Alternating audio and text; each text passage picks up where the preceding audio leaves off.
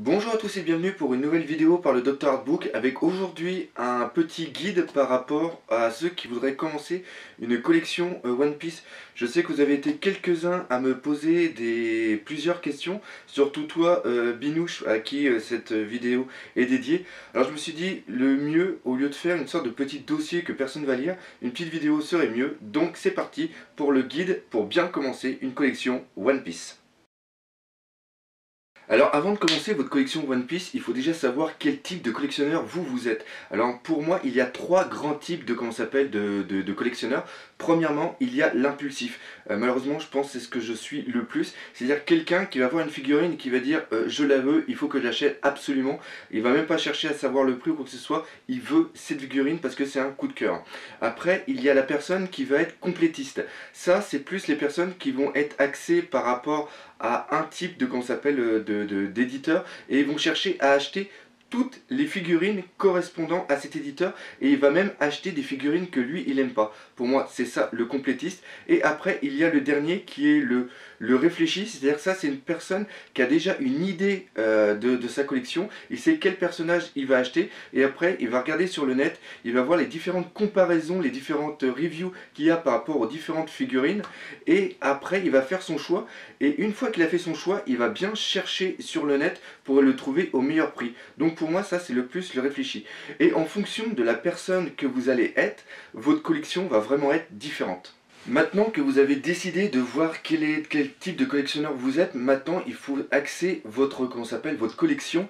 Et une collection est vraiment liée pour moi à deux critères très importants. Premièrement, malheureusement, c'est le coût. Différentes figurines en fonction des éditeurs ne vont pas avoir le même coût. Ça peut aller de 10 à 20 euros jusqu'à monter à 100, 150 voire même 300 quand vous voulez vraiment une pièce vraiment d'exception. Et après bien sûr c'est bien beau d'avoir une collection mais après il faut l'exposer. Et ça quand on commence une collection on ne se rend pas compte de de la taille qu'une collection peut prendre au fur et à mesure des ans. Parce qu'une collection ça ne se fait pas en une fois. On n'achète pas un bloc en une fois.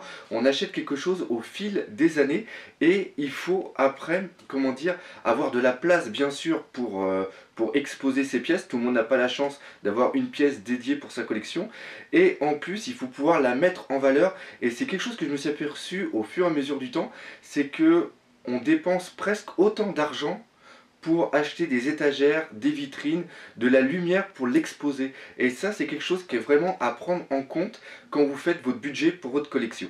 Alors c'est le moment de parler des figurines en elles-mêmes. Alors pour moi, il y a trois grands éditeurs au niveau des figurines One Piece. Je vais commencer par ceux qui sont les plus chers, mais qui ont quand même des figurines très détaillées et surtout très grandes. Il s'agit de Mega House avec les pop. Donc voici par exemple une boîte de pop. Ça c'était avec Greco Moria. Je vous expliquerai pourquoi j'ai décidé de la prendre plus tard. Vous avez aussi un autre exemple ici avec Don Flamingo ou encore ici Kuma. Alors les pop comme j'ai dit, c'est pour ceux qui ont vraiment beaucoup de place. C'est des figurines qui sont vraiment très grandes. Ils font entre 20, 30, ouais, un bon 30 cm, 35 cm. Et c'est aussi pour ceux qui ont un bon portefeuille car les figurines sont vendues entre 60 et 120 euros.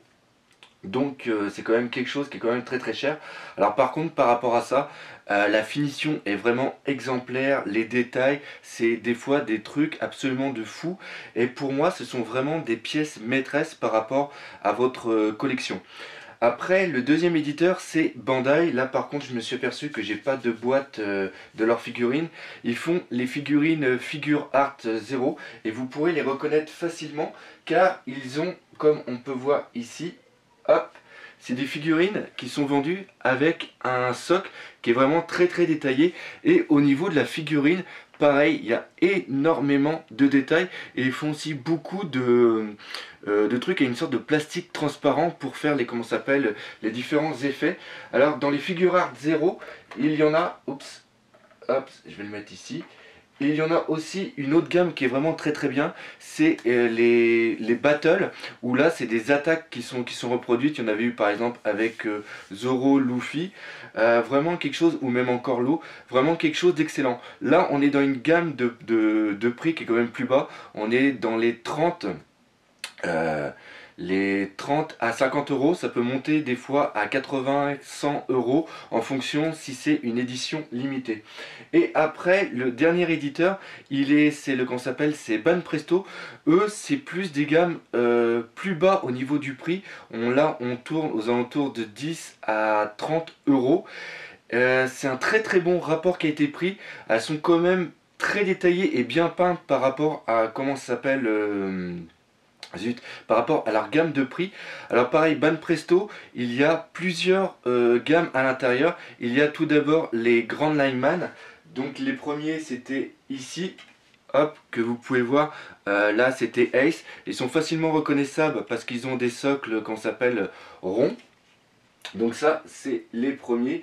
Et après il y a eu une autre gamme par rapport à Banpresto qui s'appelle les Culture Art. Alors ça c'est tous les ans, il y a environ 6 à 10 figurines qui sortent. C'est une sorte de concours par rapport à différents sculpteurs qui font qu'on s'appelle des figurines. Et après il y a qu'on s'appelle une sorte de concours au Japon. On vote pour les figurines qu'on préfère et après il y a un palmarès et les figurines sortent en fonction des palmarès.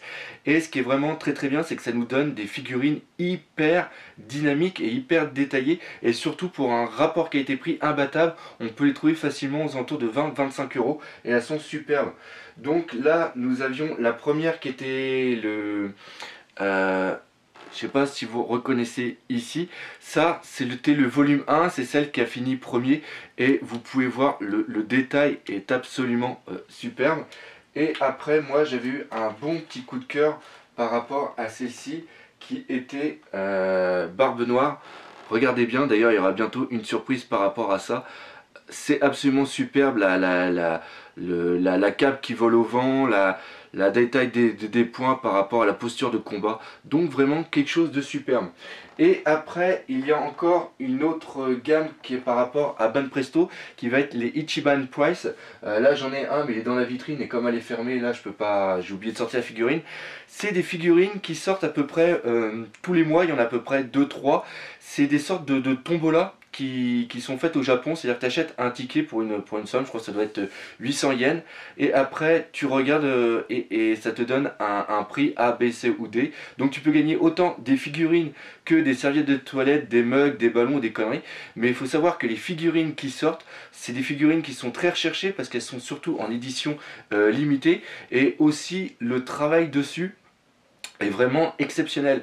Par contre, vu que c'est des trucs qu'on peut avoir qu'au Japon et qui sont pas vendus dans le commerce, les prix des fois s'affolent. Donc si vous voulez, si vous avez une figurine qui vous plaît, qui fait partie du Ichiban Price, achetez-la directement quand elle sort parce que on peut l'avoir aux alentours de 40 à 50 euros.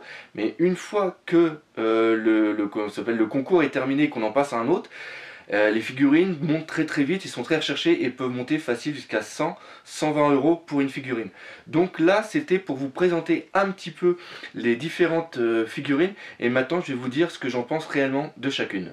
Alors la meilleure façon de vous montrer la différence qu'il y a entre les différents éditeurs, c'est de prendre le même personnage et de vous le présenter à chaque fois.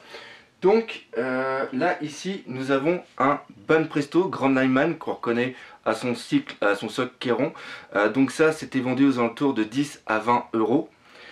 Après nous avons une autre Banpresto qui est ici, vous pouvez voir. Ça c'était dans la même gamme de prix et c'était une gamme qui était sortie où on devait collectionner les 8 Shichibukai. Vous voyez quand même une sacrée différence au niveau du comment s'appelle de la peinture et même de la comment s'appelle de la sculpture. Ça c'est les dernières qui sont sorties et Banpresto c'est quand même grandement amélioré au niveau du design. Vous pouvez voir ici c'est beaucoup moins statique, c'est quand même beaucoup mieux. Après nous avons ici Don Flamingo en version Figurate 0. Donc là l'avantage c'est au niveau de comment s'appelle au niveau surtout de sa veste qui est faite normalement en plume, vous pouvez voir que c'est quand même assez transparent, contrairement à la version qu'on avait ici, qui était d'un seul bloc, d'une seule couleur et qui faisait un peu dégueulasse. Même au niveau des autres détails, on voit quand même que c'est quand même assez bien fait. Bon, vous excusez un petit peu la poussière, hein. Donc quelque chose de bien sympa. En plus, cette figurine était vendue avec une tête qu'on pouvait changer. Donc pour moi, ça c'était quand même très très bon. Et ça coûtait par contre 40 euros. Et après, on arrive dans la plus grande. Donc par contre, je vais l'enlever. Et là, on est carrément dans une autre gamme. C'est à peu près 2 à 3 fois le prix des figurines que je vous ai présenté, mais au niveau du détail, ça n'a absolument rien à voir. C'est même brillant à ce niveau-là. Donc vraiment quelque chose d'assez bon. C'est sûr que si vous avez les moyens de vous acheter de la pop, c'est vraiment le summum au niveau des, comment ça s'appelle, des figurines. Par contre, donc je vais la poser à plat. Par contre, pour ceux qui sont comme moi, qui veulent une collection homogène au niveau des tailles, vous allez devoir faire un medley entre les, comment ça s'appelle, les pop et les différentes gammes qui sont les Banpresto et les Bandai. Alors moi, pour ma collection, j'ai voulu garder un esprit One Piece, un esprit Ichiro Oda dans ma collection, parce que One Piece, il y a des personnages qui sont vraiment de différentes tailles, contrairement à Saint Seiya où ils sont tous à peu près identiques, à part bien sûr le Chevalier du Taureau qui est plus grand, ou ne serait-ce encore que Dragon Ball. Moi, j'ai bien voulu montrer dans ma collection qu'il y a des personnes qui sont beaucoup plus grandes que d'autres, et je trouve que mélanger les gammes correspond parfaitement. Ainsi, c'est pour ça que moi j'ai décidé d'acheter Greco Moria en niveau de pop, car la figurine fait à peu près 40 cm, et elle est bien 3 fois plus grande que celle-ci, 3 fois plus grande, parce qu'il faut savoir que Moria justement, tout comme Kuma que vous pouvez voir ici, est vraiment beaucoup plus grand. En plus, quand j'ai fait ma collection de cheatés, j'ai eu des feuilles, comme vous pouvez voir là, où on voit tous les personnages, la différente taille qu'ils ont les uns par rapport aux autres, et je m'étais pas aperçu que Luffy était aussi petit, et surtout que Don Flamingo était 2 fois plus grand que Luffy. Donc si j'avais voulu garder celui-ci que j'aimais bien par rapport à l'aspect transparent au niveau du, comment s'appelle, de son manteau, je ne peux pas le garder car dans ma collection je veux montrer que Don Flamingo est plus grand. Et là, quand on prend la pop, on voit bien qu'il est 2 fois plus grand, qui fait bien 3 mètres par rapport au 1m50, 1m60 de Luffy. Donc moi, c'est comme ça que j'ai décidé de faire ma collection. Et malheureusement, ça m'embête parce que un personnage comme Magellan, que vous pouvez voir ici, normalement, j'aurais bien aimé qu'il puisse sortir en pop, parce que normalement, il doit faire au moins 40 cm si je veux pouvoir l'exposer, ou si je veux pouvoir faire un diorama avec d'autres figurines. Donc moi, c'est comme ça que j'ai décidé de, qu'on s'appelle, d'axer ma collection. Alors pour finir cette vidéo guide des collections One Piece au niveau des figurines, je vous ferai une sorte de petit récapitulatif. Donc si vous avez de l'argent, si vous avez de la place, je vous conseille de faire, si vous aimez les grandes figurines, je vous conseille de faire la collection des pop de Mega House. Par contre, ces figurines ne sont pas à la bonne échelle, c'est-à-dire que vous allez avoir un Luffy qui fait 18 cm et vous allez après avoir un Kuma qui fait à peu près 37 cm, ce qui n'est pas la même échelle parce que normalement il est 3 fois plus grand, donc il devrait faire au moins 60 cm. Mais si ça vous dérange pas, si vous voulez une collection, si vous êtes complétiste, que vous voulez tous les pop, franchement j'ai déjà vu des vitrines sur le net, ça fait vraiment excellent. Après, je trouve que la collection One Piece au niveau des figurines est vraiment très homogène, car vous pouvez prendre des figurines que vous aimez de différents éditeurs qui sont Banpresto, Bandai ou encore Mega House, et ça peut vous faire vraiment quelque chose de vraiment sympa, comme j'ai fait. Donc ça c'est vraiment excellent. En plus il faut savoir que les figurines Figure Art Zero de Bandai et ceux de Banpresto sont à peu près à la même, de la même taille. Et en plus il y a des personnages qu'on trouve seulement que chez Banpresto et il y en a d'autres qu'on trouve seulement que chez Bandai. Et ça c'est vraiment excellent. Maintenant, si vous n'avez pas beaucoup d'argent et si vous devez seulement vous concentrer que sur une collection, je ne peux vous conseiller que les Banpresto Sculpture Art. Les figurines sont vraiment pas très chères, aux alentours de 15-20 euros, et surtout sont très bien dessinées, très bien sculptées, très bien peintes. Et franchement, j'ai déjà vu aussi une collection, moi personnellement j'en ai énormément, et c'est très dynamique, c'est vraiment excellent. C'est avec 2-3 lumières, je vous assure, vous pouvez avoir des vitrines vraiment fabuleuses. De toute façon, sur mon site onepicepassion.com, je vais faire un récapitulatif de toutes les figurines qui existent. J'ai déjà commencé un petit peu, je vais faire ça au fur et à mesure du temps. Comme ça, vous aurez vraiment une idée et vous pourrez vraiment trouver la figurine qui vous plaît. Maintenant, si vous qui regardez cette vidéo, vous voulez commencer une collection, vous avez déjà une collection, n'hésitez pas à m'envoyer des photos de votre collection. Je la mettrai volontiers, je ferai un petit article chaque semaine avec une petite interview pour que vous parliez de votre collection, car le but de mon site, c'est de partager la passion One Piece dans le monde, et ça, c'est vraiment très très important. Donc voilà, cette vidéo très très longue est maintenant terminée. J'espère qu'elle vous a bien aidé. Et si vous avez des questions, n'hésitez pas à me contacter. Et on se dit à bientôt pour de nouvelles vidéos. Allez, salut! Là c'est bon. Hop.